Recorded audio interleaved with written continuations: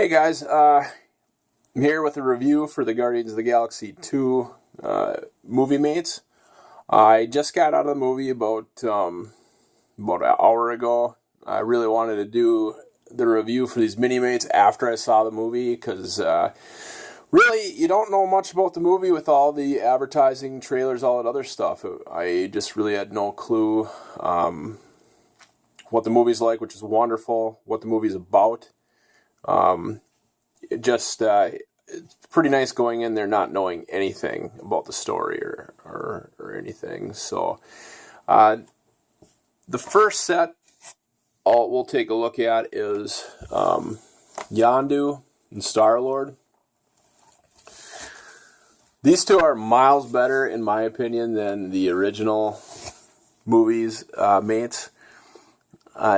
Peter just has a better face on him, better jacket. He's way more articulated. The old one had this big molded jacket, and you couldn't move his legs. It was almost like a giant dress. You just couldn't do much with him. He did come with that cool headphone set, but there wasn't much to him other than that. That just you couldn't pose him. You couldn't do much with him. And then Yondu, I really liked that version of Yondu, but the one thing I felt they were missing with that Yondu was his arrow. And if you look here, not only do they have the arrow in this set, but they also have a holder that's for it to sit in his jacket, which is pretty sweet. I really like that. It was a great addition to this character for this mini-mate. The next set we'll look at is the Toys R Us exclusive, and that is Gamora, Drax, and Baby Groot.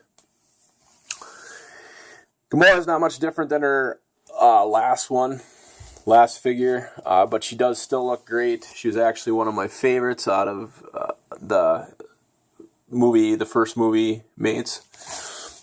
Baby Groot, which no articulation, but still just a cool little figure that's pretty accurate to what's in the movie. Pretty darn cool. Drax. This Drax is not in a bulked up body. If you remember the first movie Drax, he's all bulked up. He has that big chest piece. And I just never really liked that, even though he is much bigger than everybody else. It just didn't look right. Even the Walgreens one I love way better than the first movie Drax.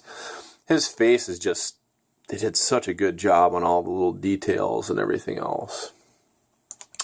The next set we'll look at is Gamora and Rocket. She too has a ton of detail on her. She comes with her sword again, but yeah, otherwise just she looks the way she should. She looks good. They did a good job on her. This Rocket, compared to the last Rocket, is an actual figure. The old one is just a little molded piece, about not much bigger than Baby Groot. And I never really liked it. There's no articulation to it. He is about the right scale for that Groot, even though Groot should be much bigger from the first movie mates. But this one comes with a big gun. He just looks really cool. I love what they did with his head. I wasn't sure if I'd like him, but now that I got him out, he just looks a lot better than I thought he would. Very cool. Then we'll look at Mantis and Taserface. Mantis looks the way she should. She has a ton of detail on her back. New molded hairpiece and everything else. But no accessories with her. Then we got Taserface. He's got a new gun we haven't seen before. New molded body, new beard. We've never had that beard on a face before.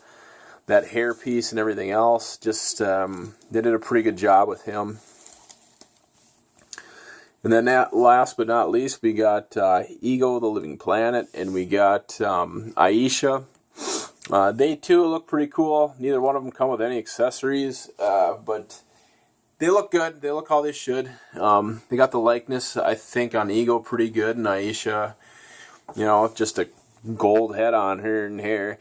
The one thing I will say to other people who could get mini-mates and like to kit bash them, I think she would be perfect for Madame Mask. If you ever kit bash a Madame Mask, use her face with dark hair and just find a white body and black arms for Madame Mask. I do plan on buying a second one of her to do just that.